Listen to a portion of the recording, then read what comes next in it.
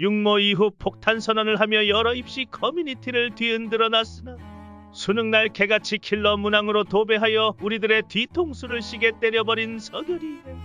그런 의미에서 오늘은 역대 수능 수학 문제 중 가장 어려웠던 문제 톱3를 알아보도록 하겠다. 첫 번째, 2017학년도 수능 가형 30번. 때는 이과와 문과가 나형으로 분리되어 있을 시절. 이과충들은 밤낮으로 좆빠지게 공부해도 1등급 받기가 하늘의 별 따기였던 반면 문돌이들은 침대에 누워 구구단이나 외우며 공부해도 92점은 거뜬히 받을 수 있을 정도로 꿀을 빨고 있던 시대였다.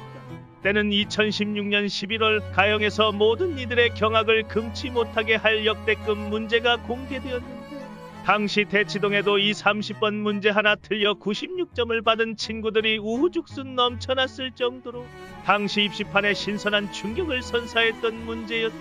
푸는 방법에는 두 가지가 있는데 하나는 무식하게 미분 때려서 계산하는 것이고 하나는 이런 식으로 식을 변형해 fx는 x, gx와 a, 0 사이의 기울기라는 기울기 함수의 발상을 이용하는 것입니다.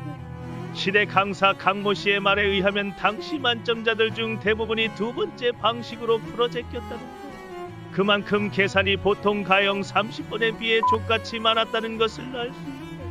하지만 두 번째 방식도 여간 쉬운 것이 아닌데 요즘에야 시대가 시대인지라 여러 풀이법들이 발달해서 기울기 함수쯤이야 옆집 개도 알아들을 수 있는 개념이 돼버렸는데 당시 기울기 함수의 등장은 거의 초전도체 발명급으로 혁신적이었기 때문에 정말 어지간한 지능으로는 손도 대지 못하고 포기해버리는 경우가 많았다고 한다. 하지만 그보다 더 족같은 문제가 바로 다음 연도에 기다리고 있었으니 바로 그 전설의 18학년도 수능 가형 30번 문제다. 당시 수능 시험지가 공개되자마자 온 커뮤니티가 난리가 났으며 항상 30번 풀이를 먼저 올리던 난다긴다 하는 자칭 수학황들도 아가리를 닫게 만든 그야말로 전설은 아니고 레전드급 문제다. 문제를 봐도 이게 대체 사람 새끼가 풀라고 낸 문제인지 분간이 안 갈 정도로 악랄한데 우선 이 문제는 해석학의 합성곱이라는 개념에서 모티브를 얻어 만들어진 문제다.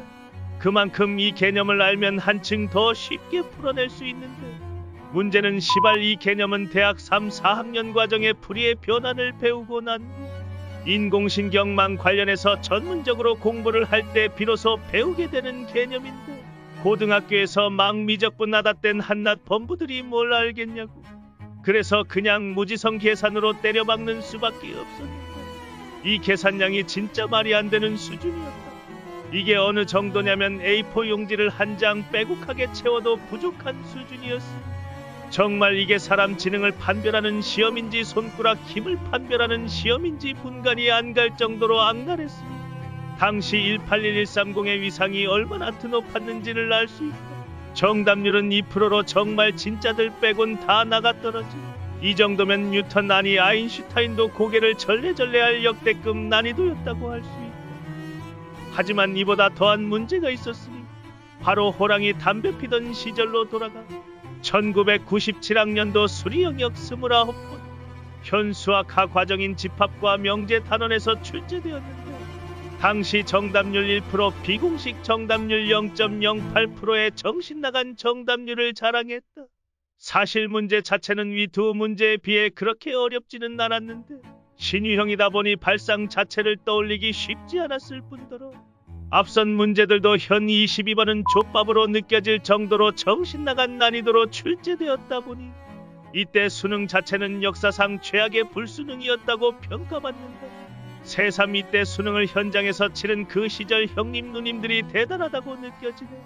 현재 이 문제는 수학이 정석 실력편 집합 연습 문제에서 만나볼 수 있다.